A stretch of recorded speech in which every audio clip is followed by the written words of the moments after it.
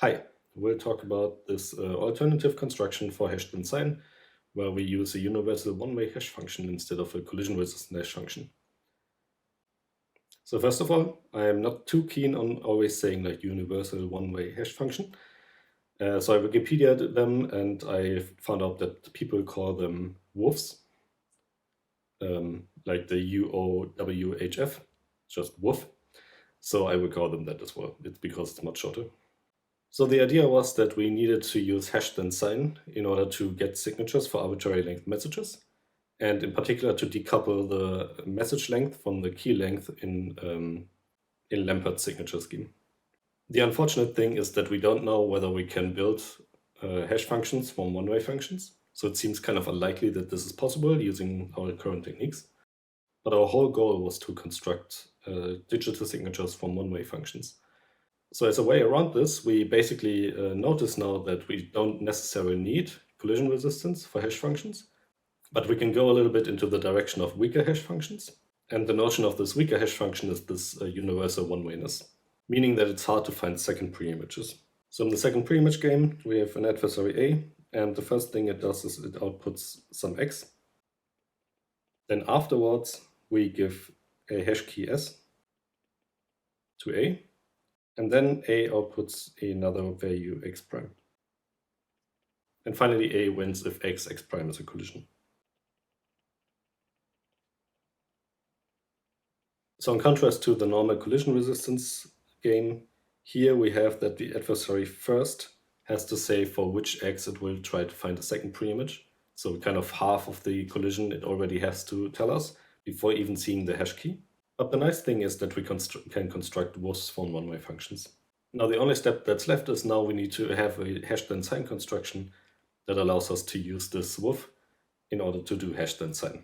As it turns out, we can't do the normal hash-then-sign, and this is because this security notion here is just too weak for that. So let's look at this different hash-then-sign. In this hash-then-sign, we generate a key from a signature scheme. In the normal hash-then-sign, also part of this public key here was the hash key S, but this is not the case in this construction anymore. Instead, now we choose a new hash key for every time that we sign something. So this is happening here.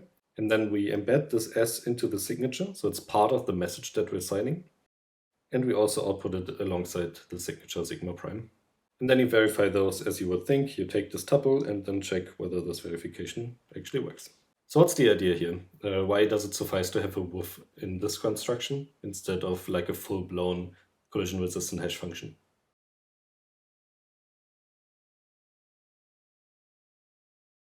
Interestingly, it just boils down to order of things. In the old hash-then-sign construction, we essentially had that the hash key was embedded into the public key. And then afterwards, seeing this hash key, for example, the adversary was allowed to ask for signatures in any messages. And in this construction, the order is different. Here, first, the adversary tells us what message he queries for. Then we choose this hash key. So this order closely mirrors what we're having in this experiment for the WOWHf. And then in the end, A may try to win by finding a hash collision. But for this hash collision, we already know one part of it, and that is M. You may find a different M prime, so that HS of M is the same as HS of M prime. And then obviously this sigma signature here is a valid signature on both M and M prime, and you will have found a forgery. But the main thing is that if A just comes up with a different collision for S, so let's say something like this, then this collision doesn't really help him because he only has a signature on HS of M, this one, and he doesn't have a signature on this stuff here. So even though he has found this hash collision, it doesn't really help him because he doesn't have a signature on this hash value. So overall, if the adversary wants to go the hash collision route, then he will have to use this one hash value that we're signing here. And he needs to find a second pre-image for this hash value. So in the lecture, we've seen this theorem here saying that if pi prime, the signature scheme is a secure one-time signature, and pi h is a WOWHf, then the construction is a secure one-time signature. And essentially, I want to do a similar proof, but I don't want to do it for one-time stuff. I want to say that if the underlying signature is already a secure signature and we use this WOWHF, then also this #then-sign is a secure signature. So similarly to the #then-sign construction, the normal one, we also here have that the adversary can try to break the hash function or it can try to break the signature scheme.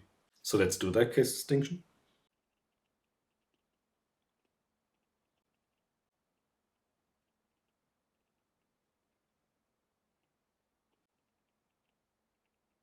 So what are the two cases? How can we distinguish whether, given this forgery, the adversary has broken the hash function or it has broken the signature scheme?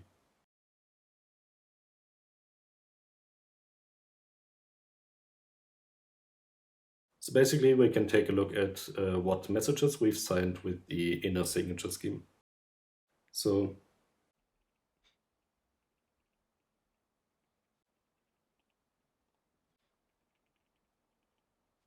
we can do this case distinction. And it's easy to see that if we have an adversary that for which case 2 happens non-negligibly often, then we can easily come up with an adversary that can forge signatures for the underlying signature scheme pi prime. This adversary would just run the adversary A through a simulated experiment. Whenever it wants to sign a message M, it would choose a random hash key and then sign messages like these by asking its oracle. And then in the end, the adversary outputs such a forgery here, and because case 2 happens non-negligibly by our assumption right now, then this constructed adversary would have also won its signature game. So case 2 happens only with negligible probability. What about case 1? So let's construct an adversary against the WOWHF from such a forger. So I'll give you the easy part.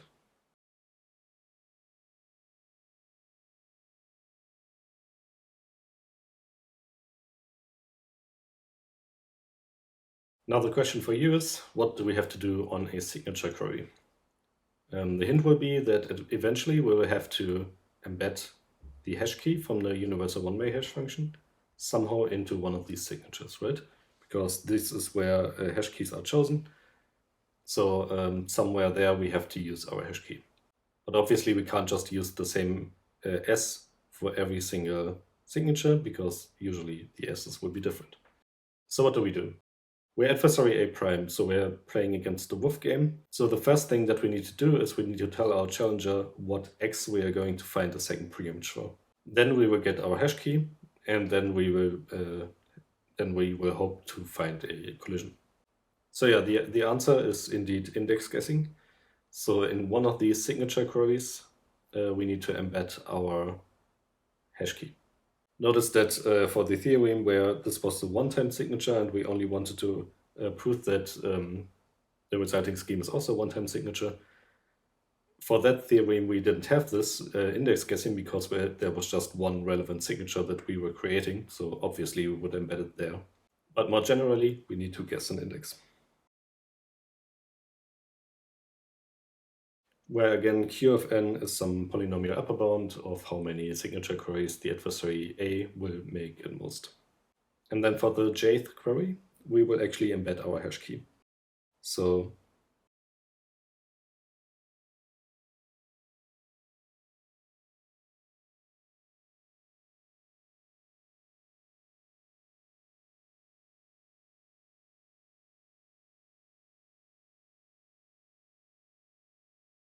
and all other queries, we just generate a new hash key and answer similarly. Okay, so now A will output a forgery. And now our hope is that we guess correctly this index, namely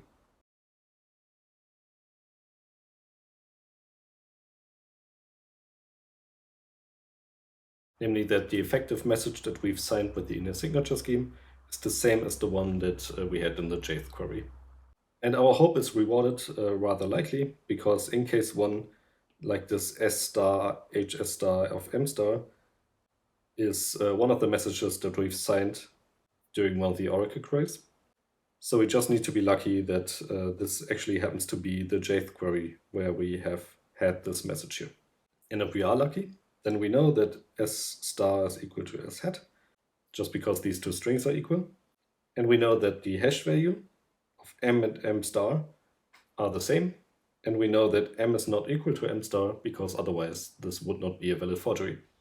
So putting all of this together, if now in this scenario our A prime outputs M star, then this will be a valid collision for the UOWHF under hash key S hat.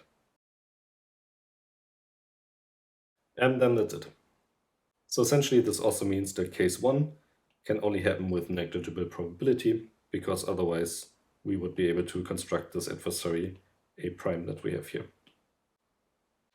So I skip all of the probability handling. All of this just boils down to having this case distinction in probabilities and then just putting all of this together. All right, so one last quiz for you. Assuming we go back to this idea that we just do it for one-time signatures here, is it then possible that we, instead of embedding the hash key S here, we could also again embed it into the public key as we did before with the UOWHF-then-sign construction? Would that be possible? So for one-time signatures?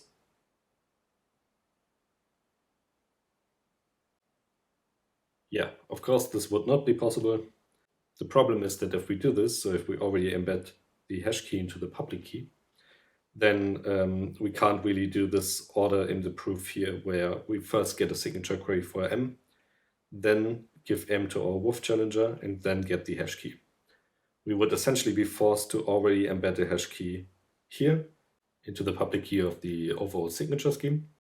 And at that point, we don't know for what message the adversary will query afterwards. So we don't already know what M we have to give our UOWHF challenger, but we already have to fix the hash key. But that's it for this alternative hash then sign. Thanks for listening. See you.